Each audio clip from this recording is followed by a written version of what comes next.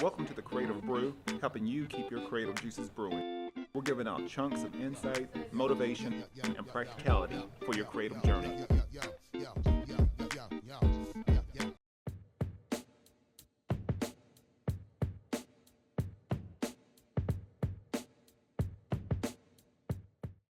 My next partner is Elevate Coffee Trading, and if you appreciate specialty coffee, enjoy outdoor adventure, and love helping elevate the lives of children around the world, then you're going to love Elevate Coffee Trading. Their mission is to extract hope through love, coffee, and adventures.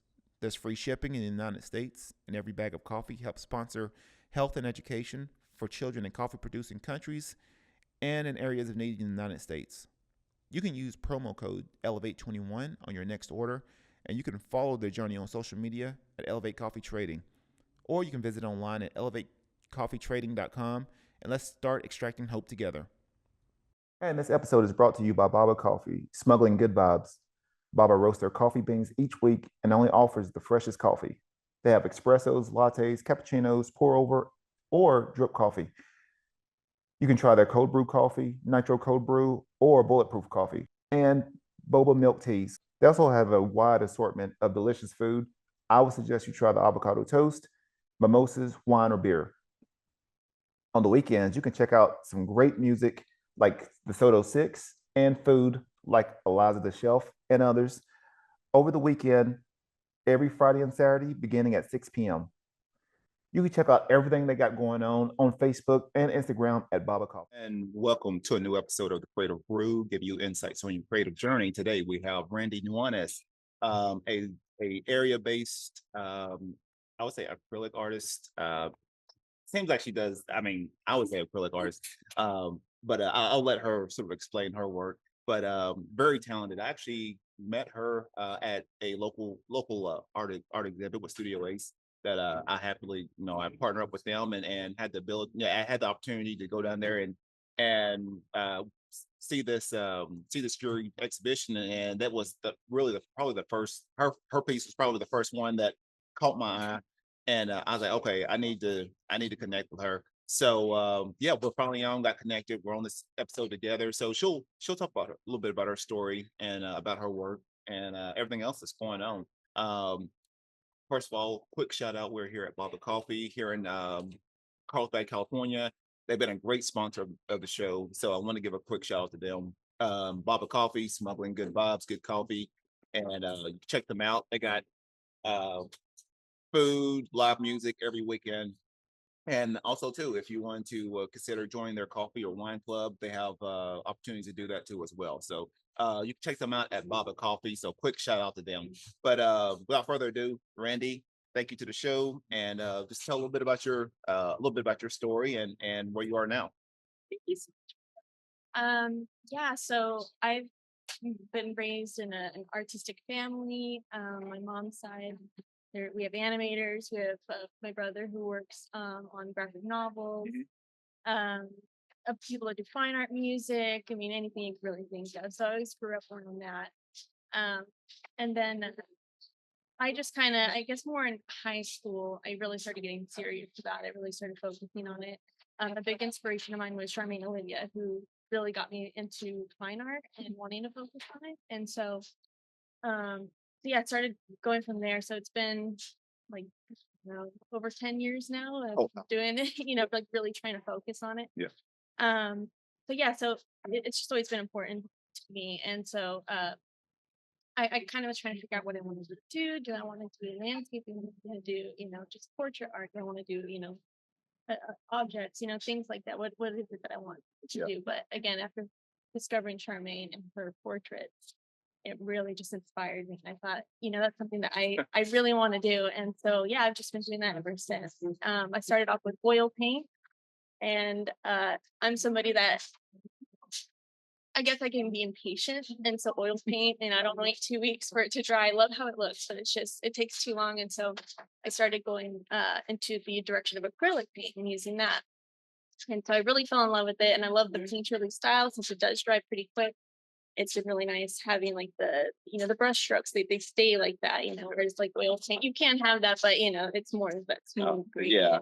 So I really like that, and like the surrealistic looks you can have with acrylic paint. And so um I've also used other mediums, done of course like oil and acrylic, but I've worked with, just graphite, I've done chalk, I've done pastels, I've done even makeup, I've done portraits just using 100% makeup. And so something that was just experimental to try, because I'm like, it's like paint kind of, you have things, that liquid form. So I tried doing that. It's been a while, but I'd like to try another one again. But yeah, so it's been, quite a journey. And so a lot of my work kind of focuses on my personal, I think, like experiences, like the one at the studio is. And so some of it, like people when they look at it, they don't know, like it's not like just like in your face, like what I'm trying to say, but I'll use different references and different people. But it's more to express like maybe a way I'm feeling, or just something that I just want to get out there. And so yeah, but a lot of it, like for the gallery stuff that I am showing, the pieces tend to be um, more personal to me, but things that I think other people might be able to connect with. So to me, that was very important to show and kind of get out there. Okay. Yeah. So so the piece that you recently just put out at Studio Ace, what was the meaning behind that? Yeah. So that one is called All Eyes on Me. In the painting, you can see the literal eyes on me, and it looks like I might be in distress. But that is actually to showcase my social anxiety I get. Yeah. Like my heart's racing right now, but it's one of those things that I thought was important, because a lot of people feel like it's something that they only go through, but there's so many people that go through that same feeling, and you might feel like you're alone in that. But with this piece, I thought if somebody looks at it, I feel like they can connect on their own level, in their own way, things maybe that they're going through. And so I thought that was important to put out there. But yeah, it's to basically talk about like social anxiety, and express that. That painting actually made the day after an event. That night I was thinking about it. I went to an event and I was so excited to be there, and I love going out. I love doing stuff like that, but my social anxiety really gets the best of me a lot of the time. And sometimes when I arrive, I contemplate, should I just go home? Should I just tough it out? And the whole time I'm in my head, and even though nobody's paying attention to me, nobody's looking my way, and I know that, I still feel like all eyes are on me. Yeah. I get nervous. Yeah. I don't like the attention or anything like that. Again, I know nobody's paying attention, but in the back of my head, it's like, oh, they're judging you, they're looking at you, stuff like that. And so so I went home and I was just thinking about it, like, man, like that really like bothered me, because I really was looking forward to it. Mm-hmm. And it just was kind of getting away at me. So I thought, maybe I should just like paint it out like I normally do, but on a more personal level to me, where I use a self-portrait. And self-portraits, and I generally only use them if it's something I really want to convey, something that I'm going through or feeling. Sometimes if I can't find a reference, I'll use myself, but in most cases, it's just to express like mental health or anything like that. And so, so the next day I went out and I just painted that piece, and it felt really good to put it out there, because I don't really like to, so I guess I'm getting more comfortable with it. I don't like to talk about it too much. Yeah. It's something that I'm learning to know, like it's okay to talk about it. Yeah. But with my paintings, it's a lot easier for me to put it out there. And so, so I created that piece, and then I saw Studio Ace post about the small art, big impact exhibition. So I thought maybe this is a piece that they would accept, and like, again, for other people, they can see like for themselves that you're not the only one, even if you feel like you are. Oh yeah. Yeah. So yeah, that was the big meaning behind it. Yeah. And that piece got sold, didn't it? Yeah. So it's sort of weird. I mean, I think for a lot of artists, a lot of creators, they tend to have that social ones out there, sort of in their own, sort of encapsulated in their own little world. It could be hard, once you get out there and you start showing your work and meeting other people. It's just, I don't know, it can be weird. I mean, even it's crazy. I mean, even with me doing this show and doing the podcast, I'm sort of a mix, because I like being by myself. And I'm really not big on like big social events. I do like things a little bit more intimate, like this one-on-one conversation. But once it gets past, 25 to 10 people, it's like, that's a little too much. But yeah, it's just, yeah, definitely one of those one of those stigmas that you feel like you're by yourself and learning. And I think you're doing a more productive way of sort of putting that out there, because it does affect a lot of people. Yeah, definitely. It's even in I go to a party and it's everybody I know. Yeah. People I'm familiar with, people I grew up with. I still get so nervous, and Yeah. I like listening, but like speaking is really hard for me, and Yeah. so I get super nervous and I overthink everything. Ordering a coffee, I'm already going through my head what I'm gonna order, things like that. So yeah, parties and events like that gallery event, it's a lot for me, but I feel like it's important to get myself out there and work on it and find ways that I could cope with it. It's not exactly like, oh, fix, like I'm gonna get over it, I'm fine, but ways to get through it and learn how to kind of maneuver through that. Oh yeah, yeah, But yeah, with that gallery, I was speaking with people there and explaining the piece, and as I was explaining it, it felt I didn't feel less nervous. Like it felt really nice to again put it out there and say like this is how I'm feeling, and like here's like a kind of like a physical embodiment of like the internal struggle that I feel like. So I would say with that it definitely helped, and I have more pieces that I'm working on and things like that are kind of not exactly the same topic, but other things that I felt like going through, and so those I tend to hold on for like events like a gallery or big shows, but I just feel like it's important to talk about it. Good deal. Good deal. Yeah, I was gonna ask that. I didn't know. I know you had that one piece, but I didn't know if you were gonna try to create some kind of series around those concepts. Yeah, that's great. Great idea. Great idea.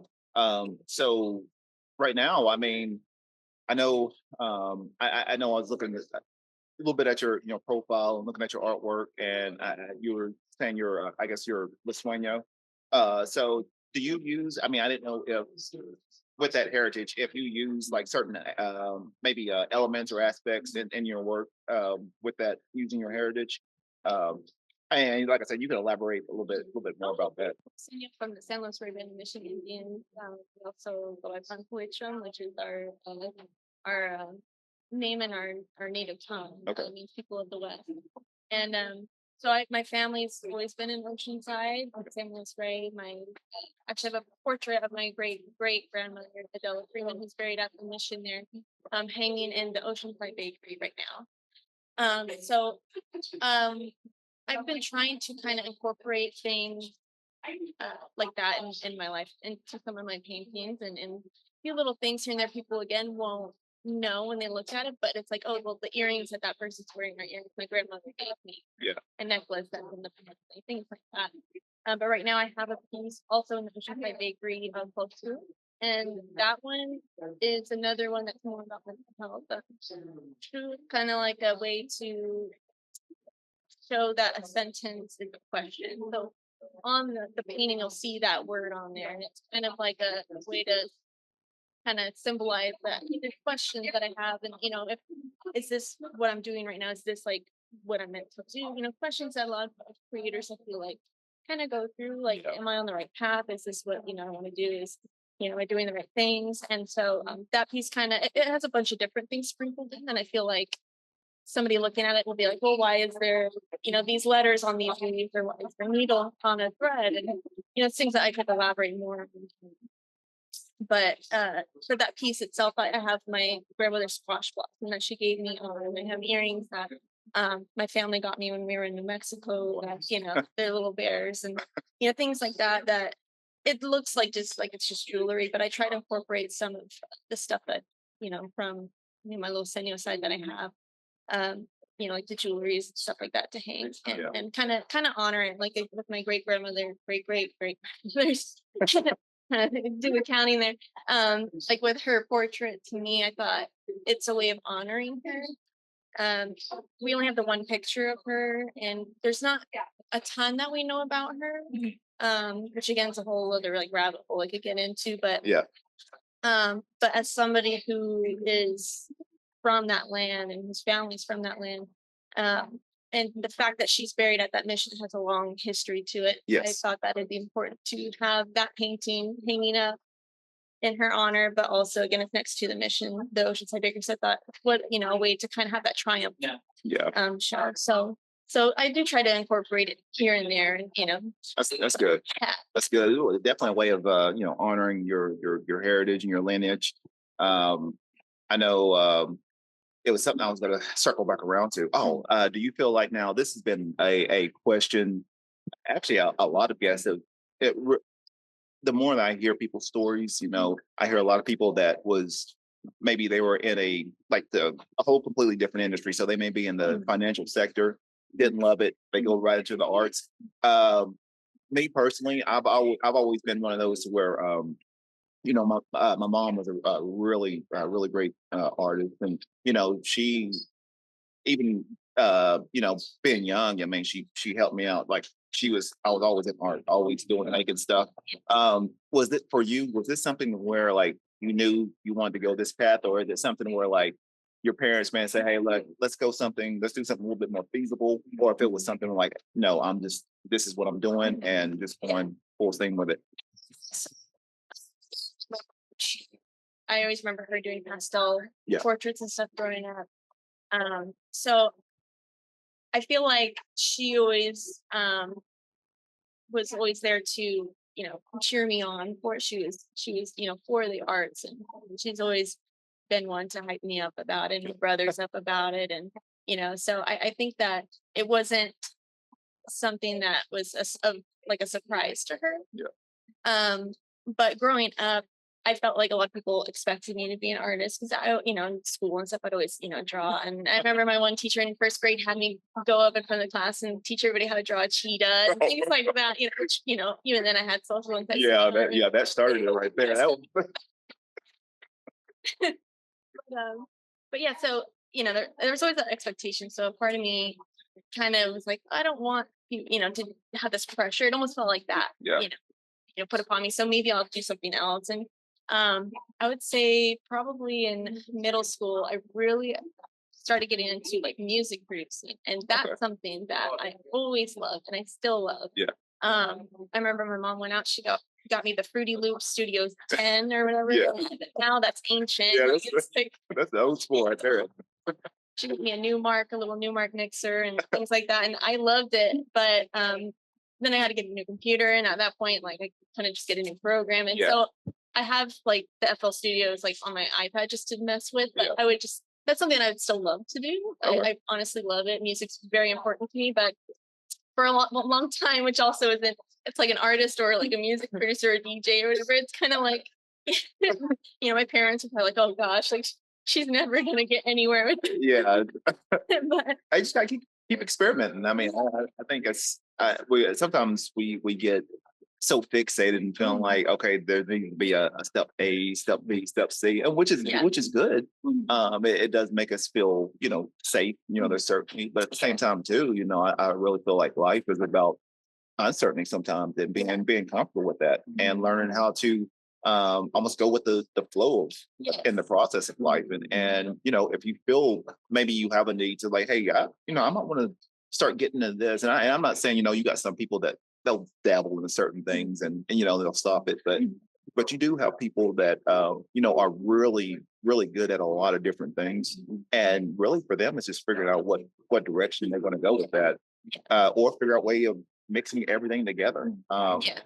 So I mean, I do encourage, if you feel like you still have that in you, figure out ways of maybe incorporating the music production with your art. And like I said, everyone's different, but I do feel like sometimes we feel like, we get on the youth, and we say like, hey, you need to do this, you need to do that. And times are different now. And it's not necessarily, you might have someone that's just really good at a lot of different things. You just have to figure out ways of focusing them towards something that that fits their talents. So I agree with that. I feel like I'm somebody who I can never stop creating. I just always have that need, even if I'm tired.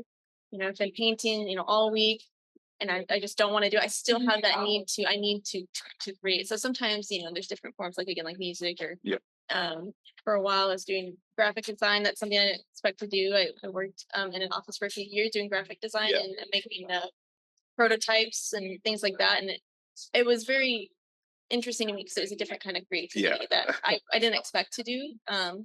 But yeah, I just always have that need for it. And so I always encourage people to, I've had friends where I want to do this, I want to do that, but I either don't know if I can do it. And I always encourage them, just do it. And you never know, you might fall in love with it. And it might be something new that now that's your path. Like you just love it that much, or you just want to do it for a different kind of creative expression. And there's nothing wrong with trying different things and finding your path and finding what you love, and maybe finding many different things that you love.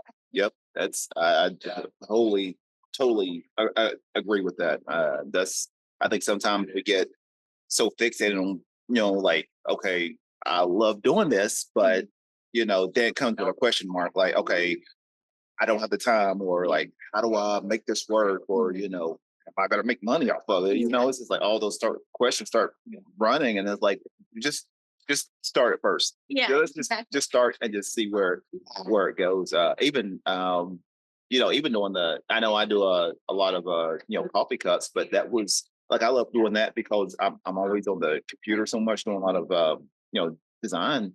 So I was like, that's something for me to where, like, I want to get back to doing something that's tactile, that's pen on paper or pencil on cup, but it's a way of me of processing a solution in a different manner. And for me, that's been a healthy experiment. I've done that for like a couple of, probably like 2 or 3 years now, and I probably made well over 40 or 50 cups, but it's just one, like, everyone gets a little bit better every time, and that's why I enjoy like the whole process of it. How it turns out. I sometimes I can be a little picky on that, but I do enjoy the process of the actual idea more than anything else. Definitely. And seeing what works, seeing what doesn't work, and so it's just, I encourage people just to experiment. The worst thing that can happen is it just looks horrible, and you could always tear it out. I've had some coffee cup where I was just like, I saw it, like, oh, don't like it, and just crush it, just throw it. But it's this part of it. It's never going to be perfect. So, every time I do a painting, there's always a point where I get to maybe like the eyes are bothering me. I can't get the eyes, and I just want to stop right then and there, and just I can't do this. I can't get it right. I'm just going to start over. But every time I get to that point, I know that that's when I need to keep going, because once I kind of teeter over that, it's exactly what I want. And so every time I get there, I know I'm on the right path, because I'm getting to the point of that. I feel like I'm failing at this, and then just trying a little bit more, and I get to that point, and it's 10 years of doing this, and finally getting into galleries and stuff. So it's just a lot of like, trying new things and seeing what works and what doesn't. But honestly, like, you can't give up. You have to, maybe throw out the cup and then try another one, but don't give up on it. With the painting, like, I've had them where I just paint over them and start over, or again I just keep going with it. So it's just all about pushing yourself, but trying to get just over that little. Oh yeah. I mean, I still got my own. I mean, even like my sketchbook. I mean, I've got like 30. I don't tell a lot of people that, but I've got a lot of journals, sketchbooks, and I've got like 30 years worth of. I won't say 30 years, but I've got pretty much since '98 till now. But love different sketches, ideals that I've had, and I enjoy going back and like sort of seeing like what I wrote, or just seeing the maybe if I was sketching out something, like, how did I draw? How do I draw the human figure like 20 years ago as opposed to now? And even the coffee cup I have, like the very first one I did, I still have, because it's a reminder of me of seeing like how far I progressed. And I told my wife, I was telling a couple times, I'm like, man, I need to throw this out. But I keep it there because it's just a reminder of me, like, man, you know what? I'm not gonna say it's everything's not perfect, but it's amazing to see, if you just stay consistent, how far you can go. And that's probably the biggest thing I can probably tell a lot of emerging artists, young artists, is like, stay consistent. I mean, I think sometimes we give up we give up on ourselves like too early and like, you know, I'm horrible. I'm not, they start comparing themselves on social media. I'm not going to be like that. Just, you know, be patient, keep working, and you'll be surprised, you know, within you, even with you saying 10 years, it took for you to finally get into play. And that's, I mean, same thing is like, you know, even with me building a business or, you know, getting into certain, you know, being able to collaborate with certain people. I mean, it took years upon years of connecting and finally getting an opportunity to do certain things. So you just have to be patient and stay consistent. So I know, and we're going to circle back around before I ask you for the creative tips and words of wisdom. But you know, coming and there's something I recently read, and I was really intrigued by it. And I wish I knew the book, the name of the book, because I'll have to find it. But they talk about ideals and creations actually having a life of their own, and that they need channels like yourself to be able to produce or manifest it into this world. What do you feel like that may be coming into your more spiritual side with the sueños? What do you feel about that as far as like the creations that you make? Maybe they are already alive and they're just waiting on someone like you to sort of make that a reality. What do you feel about that? I think that's interesting. I've never, I guess, thought of it that way. I use a lot of like references, but I tend to use them like for positioning, and I change how the person looks. Sometimes it's completely different, sometimes it's similar, but I tend to use, you know, reference for my paintings. But I mean, maybe there's somebody out there that painting looks exactly like him, and it's somebody I just made up in my head, you know. I don't know. But I think that's quite interesting. And maybe these paintings too, they could be manifested, and there's somebody out there that sees that painting, and that's something that they really needed to see. Like, and with All Eyes on Me, maybe there's somebody out there that they see that and they needed that. They needed that feeling of like, you are I guess seen in that way. You are, you know, I recognize that there are people out there that are dealing with that and you're not alone. But yeah, maybe they have their own destiny in some way and becomes painting. Yeah. Yep. Quick shout out again. This is a live episode, so we're here at Baba Coffee. So if you happen to hear a little background noise, voices, I guess that's a good thing for the coffee shop. So we are recording live. So if you tend to hear a little background noise, that's you know, that's what it is. Part of the allure of you know, maybe the part of the you know, ambiance of this show is knowing that you know, we can record this. There's chatter, there's people working. So another quick shout out to Baba Coffee Shop that's here in Carlsbad, California. So another quick shout out. So we'll talk about round two. If you're listening, this is Randi Nuanes. Incredible artist. You know what, matter of fact, I'm going to show this Venom. I'm going to have to hang this up somewhere. Incredible Venom painting that she made, and a present for me. So I've got to hang this up somewhere. And incredible work. What's your process? You know, how long does it take? You know, because I was looking, I think I saw the Beetlejuice painting your work. How long from beginning to end? How long does it? You know, how long is the process for that? So this isn't a lie. Normally, it takes about a day.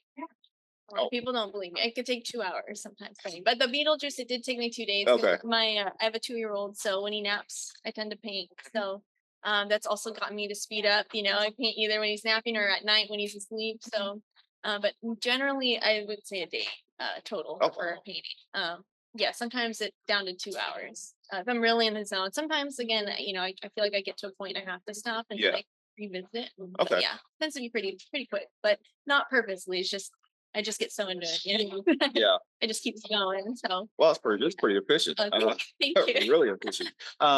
So right now, you know, what things inspire you during the course of the day?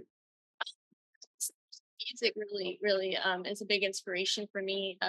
I know I had mentioned Charmaine, like for fine arts, I would say inspiration, but day to day, I listen to music a lot. It's one of my favorite things. So I would say just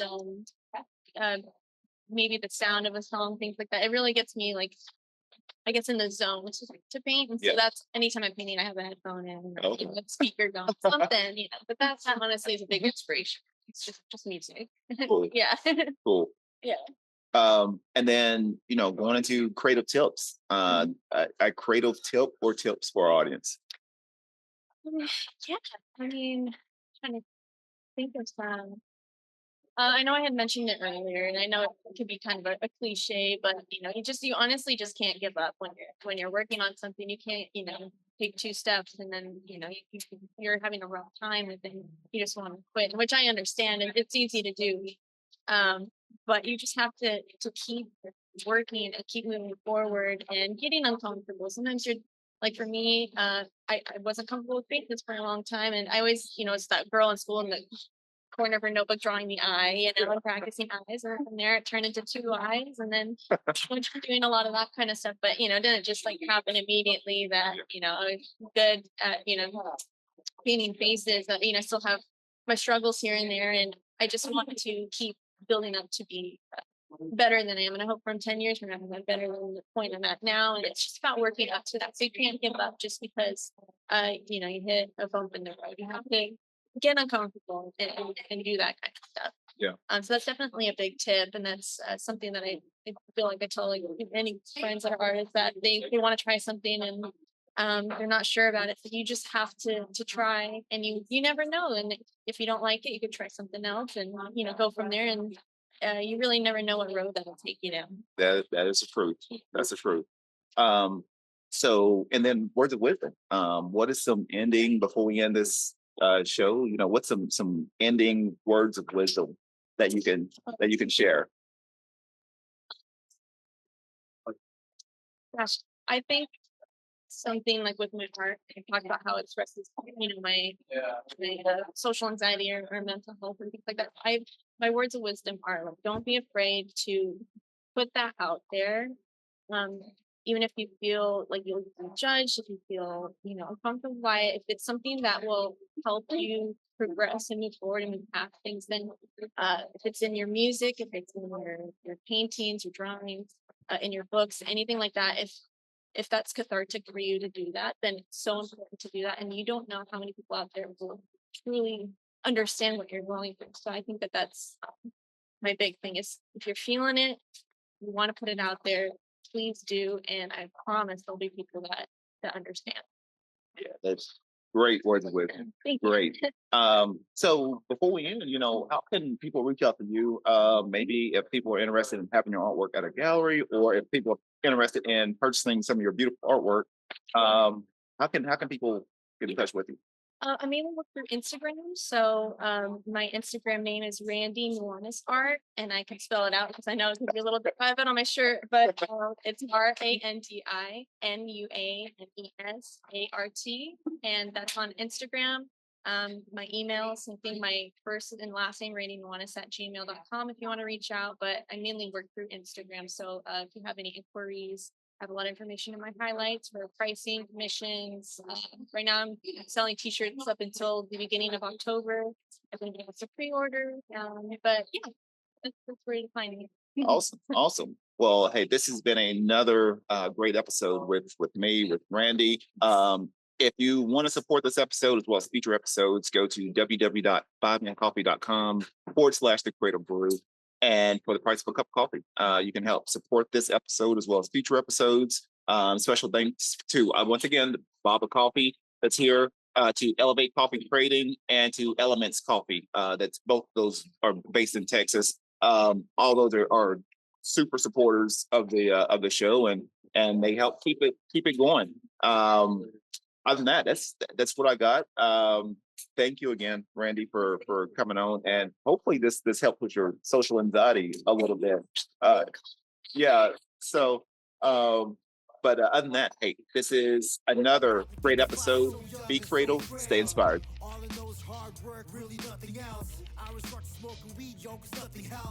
the homie up, told them loot the sample up. We gotta come together now, cause I had enough. The time is now, there'll never be another one. It's a second lap.